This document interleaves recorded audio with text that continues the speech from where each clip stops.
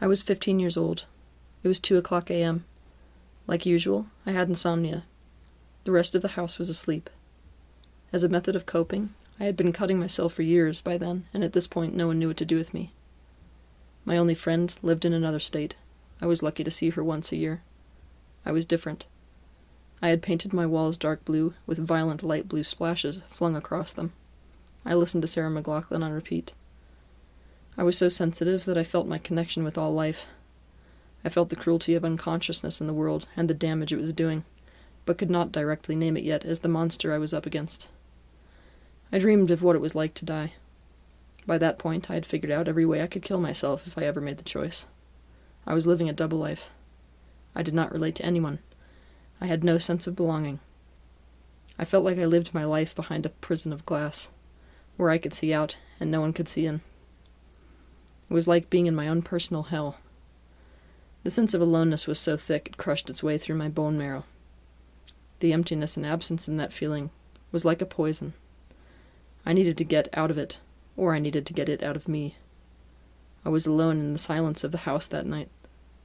I took out my pen and I wrote because there was no other way to bleed myself of that feeling, save cutting, which I was determined to stop. I wrote about this isolated hell inside myself. Where is Teal? A plead as simple as bleeding, to be free of the warm veins forged for survival.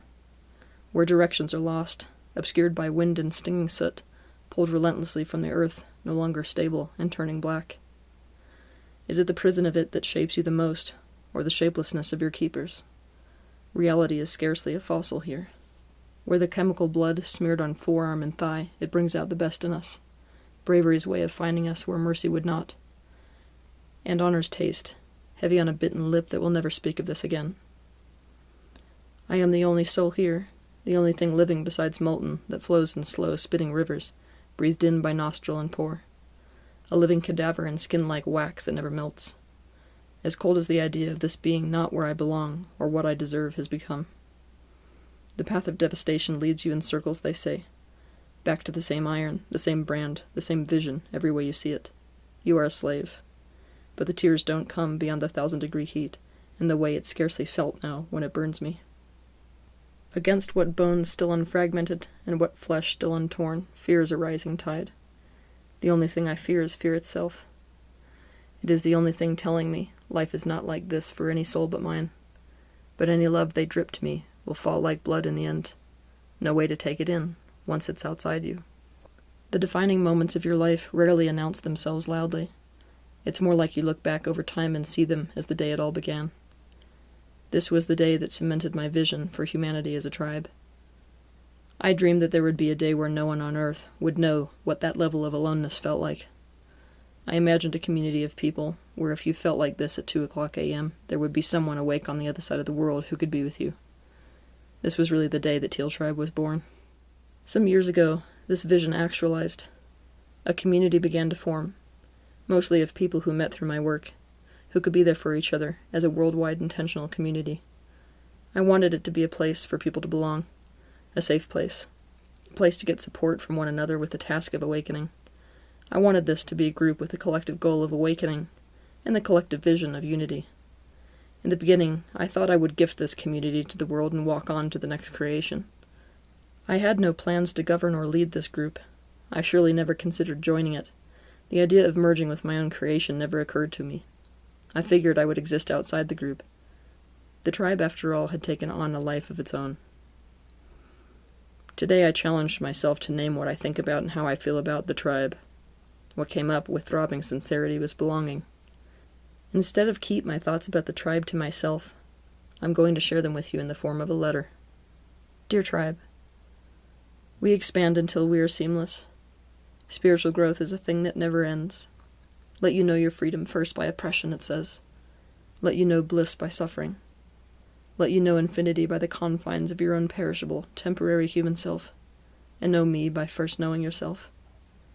It is only by being broken down that you can be rebuilt again. Many years ago, in the prison of my own isolated hell, I came to desire belonging, but I did not know it yet. After hating this world, I found the strength enough to love this world, and so I committed to it. I wanted for others what I had always wanted for myself.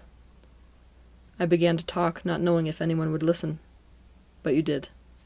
I offered a way of connecting with each other, not knowing if anyone would want to. But you did. My voice, like a beacon, called you forth from the woodwork, and together we formed a community, a home away from home. In the beginning, I was so used to not belonging that it never occurred to me that it would be my home, too, that I was building. I never considered that this tribe would be my own. Looking around me, I can see that most of us did not fit in anywhere, but sometimes the people who never fit in perfectly with each other. And just like that, we did. I often joke that this tribe is the real vision of the island of misfit toys. I can't speak for you, but I can speak for myself when I say that I have never felt such a sense of belonging anywhere. And even at 2:00 a.m., I know you'll be there. Scattered across the globe, we are nonetheless connected with one another. I can feel the invisible web that connects us like a light grid across the surface of the earth. This sense of connection, belonging, and mutual purpose is something that people cannot live without. When these needs are not met, we break, we fall apart, we ache, we become numb, and we eventually hurt each other. Because of the connection we give each other, and because of this sense of belonging, I know that we will not break. We will not fall apart, or ache, or become numb, or intentionally. We will not fall apart, or ache, or become numb, or intentionally hurt another living being. Even though it seems like I rose to this position in this life alone, what you may not remember is that long before this life you put me here. This purpose to awaken, and by doing so awaken the world, is one that we all share. We play different roles in this collective awakening, but let us never forget that without each and every one of us playing our unique role, the picture could not be complete. You put me at the head of this movement like a figurehead of a ship. It is a position that I love and that I was born for. But never forget that without you, this ship, including its figurehead, would be dead in the water. Looking at you, I do not see a follower. What I see when I look at you is my family. What I see when I look at you is my place to belong. When I feel discouraged, you are my motivation. When I feel lonely, you are my connection to this world. Because of you, I am not alone any longer. You have taken up the reins and begun the creation of our vision within the world. My 15-year-old self has realized her dream. One can never pay back the actualization of a dream. It is too large a gift. And still I pray to give you, over the course of my lifetime, a fraction of what you have given me. I love you with all of me. I will never be lost to you, no matter what happens to this temporal body. I will stay with you, which is where I belong. And just like my voice once called us together, your voice will be the one that calls me back home. And so, when change comes to us, I want us to step through to possibility and think of each skin we've shed as a birth into curiosity, and somewhere find the strength enough to love this world amidst the painful grip of it. And when awakening comes to us, I want us to meet in immortality and think of each tear we've spilt as a birth into visibility, and somewhere find the courage enough to see the beauty in this world amidst the senseless cruelty of it. And when life comes to us, I want us to watch it with curiosity and think of each day we've spent as a birth into possibility, and somewhere find the purity enough to help this world amidst the cracking structure of it. And when death comes, I want us to return to risibility and think of each time we've smiled as a birth into immortality, and somewhere find the love enough to hold this world amidst the mournful forfeit of it. I represent all of us. I represent the tribe.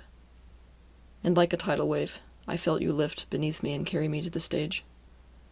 I want you to know that this will be the final thought I have before every performance I give for the rest of my life. And I am proud to represent us. Love always.